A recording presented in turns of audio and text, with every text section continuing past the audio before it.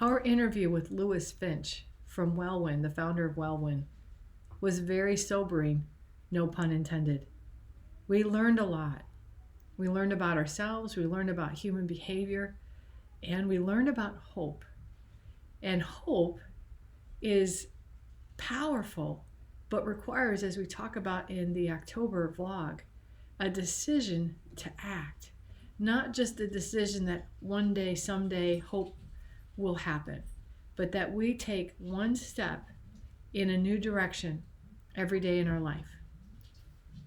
Lewis is a humble man, and he brings his humility and his tenacity to these relationships with these senior level leaders who have somehow at some point in their life become disconnected from themselves.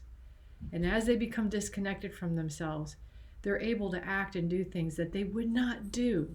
They would not do if their mind and their body and their soul were lined up and incongruent with one another. I have a piece of paper here that I keep in front of me, and I won't mention the names, but it has 4 local senior level leaders here in Raleigh who within 2 weeks of one another,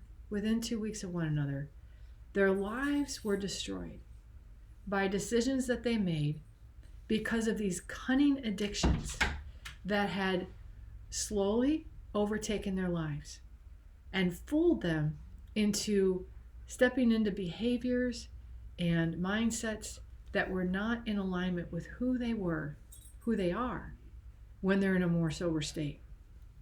3 of the names on this list had come to a place of sobriety, not just about alcohol and pornography and sex addiction and whatever else, but sobriety about this is who I am. This is who I'm becoming.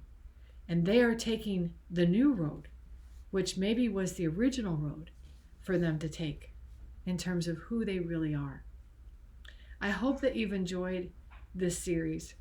We spent a lot of time on it for you because I never want to see the people that I care about and that I work with to wind up on a list like this.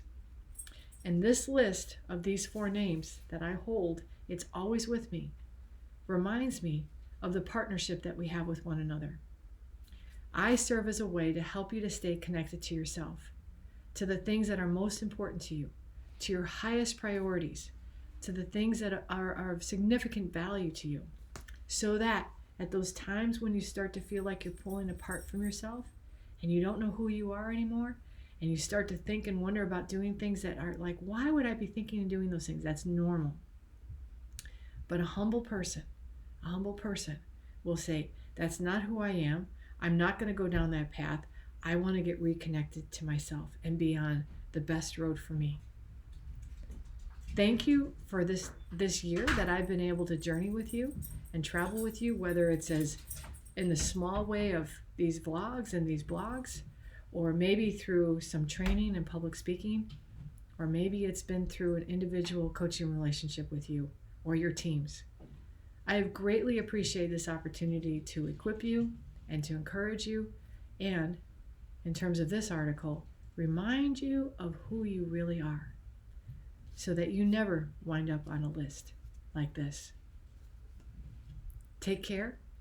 As of this video recording, we're entering into a holiday season. I don't know when you'll see this, but for those of you who are seeing it during the holidays, I wish you a blessed and a holy and a happy holiday. May you truly show up to your family and to your teams with who you really are, and not this person who has become fragmented from themselves. God bless.